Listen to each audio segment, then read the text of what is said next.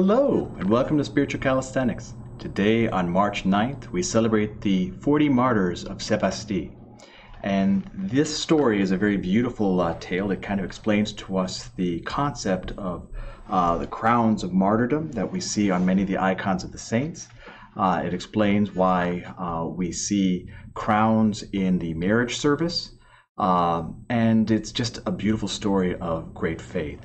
And so let's talk a little bit about the story of these 40 martyrs, and then we will go into the readings today. I'm not going to read all 40 of their names, as that would take a little bit too much time, but they are displayed on the screen for you.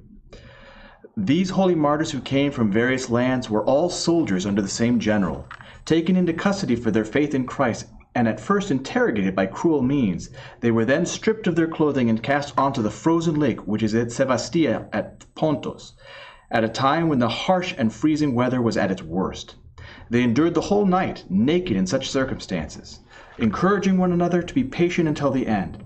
He that guarded them, named Aglaeus, who was commanded to receive any of them that might deny Christ, had a vision in which he saw heavenly powers distributing crowns to all of the martyrs except one, who soon after abandoned the contest. Seeing this, Aglaeus professed himself a Christian and joined the martyrs on the lake, and the number of 40 remained complete.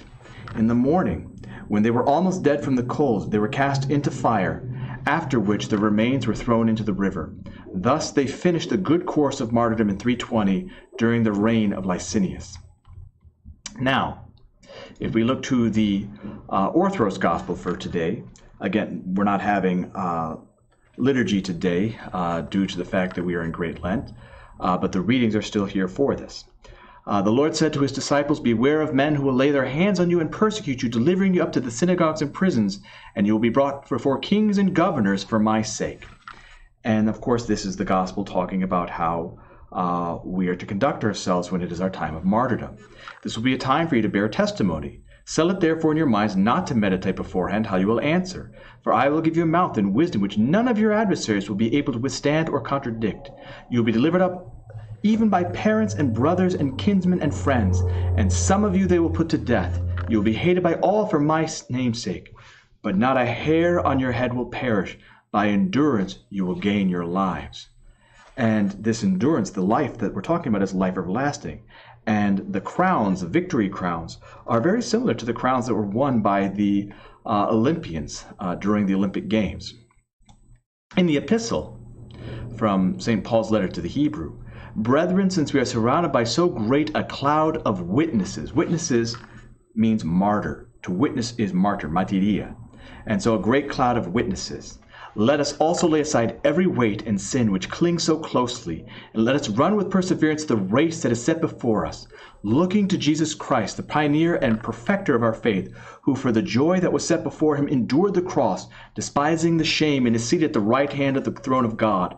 Consider him who endured from such sinners such hostility against himself, so that you may not grow weary or faint-hearted. In your struggle against sin, you have not yet resisted to the point of shedding your blood. And have you forgotten the exhortation which addresses you as sons? My son, do not regard lightly the discipline of the Lord, nor lose courage when you are punished by him. For the Lord disciplines him whom he loves, and chastises every son whom he receives. It is for discipline that you have to endure. God is treating you as sons. For what son is there from whom his father does not discipline? If you are left without discipline, in which all have participated, then you are an illegitimate children, and not sons. Besides this, we have had earthly fathers to discipline us, and we respected them. Shall we not much more be subject to the Father?" So in other words, this discipline that we are receiving as good soldiers of Christ is for our benefit and shows the love of God. And now we get to what I think is the most beautiful passage. And this is one that is used for both Pascha and for obviously this.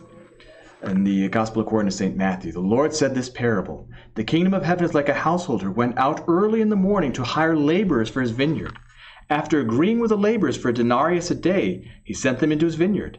And going out about the third hour, he saw others standing idle in the marketplace. So to them he said, 'You go into the vineyard too, and whatever is right I will give you.' So they went. Going out again about the 6th hour and the 9th hour, he did the same. And about the 11th hour he went out and found others standing, and he said to them, "Why do you stand here idly all day?" They said to him, "Because no one has hired us." He said to them, "Go into the vineyard too." And when evening came, the owner of the vineyard said to his stewards, "Call the laborers and pay them their wages, beginning with the last up to the first." And when those hired about the 11th hour came, each of them received a denarius. Now when the first came, they thought they would receive more, but each of them also received a denarius. And on receiving it, they grumbled at the householder, saying, "These last worked only 1 hour, and you have made them equal to us who have borne the burden of the day in the scorching heat." But he replied to one of them, "Friend, I'm doing you no wrong. Did you not agree with me for a denarius? Take what belongs to you and go. I choose to give to this last as I give to you. Am I not allowed to do what I choose with what belongs to me? Or is your eye evil because I am good? So the last will be first and the first last. For many are called, but few are chosen." Now, at first reading, this doesn't seem fair. Shouldn't those that worked longer receive more? But here's the question. What are they receiving? First and foremost, they agreed to work for a denarii. Their relationship with the master has nothing to do with the other labor. It's you and me. This is the agreed amount. But second, that amount, that denarii that we're talking about, this reward for the work that we're being given, is a relationship with Christ. That's priceless. And that's a beautiful thing. If even at the 11th hour someone is able to come into this reward, to be in a relationship with Christ and us as a result of that, that's something to rejoice over. That's not something to look and say, "Oh, you weren't here from the very beginning." That's like looking at people that might be joining our churches and saying, "Oh, well, you weren't here 100 years ago, so you have no say and you don't really belong with us." No, we welcome everybody. And that's one of the reasons why an infant that is baptized in the Orthodox faith immediately can receive Holy Communion, because they are a full member of the church. So my beloved brothers and sisters in Christ, let us work individually for our crown, our witness.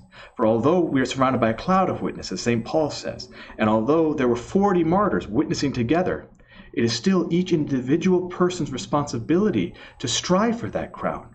As we saw with the 40 Martyrs of Sepasti, one of them lost courage and rejected his crown. But when we witness, we see that we're not alone. We see that we are surrounded by that cloud. That is not just us by ourselves. We have a lot of support. I pray that the third day of your Lenten journey has gone well for you, and I hope that you've enjoyed today's spiritual calisthenics. God bless you and have a wonderful day.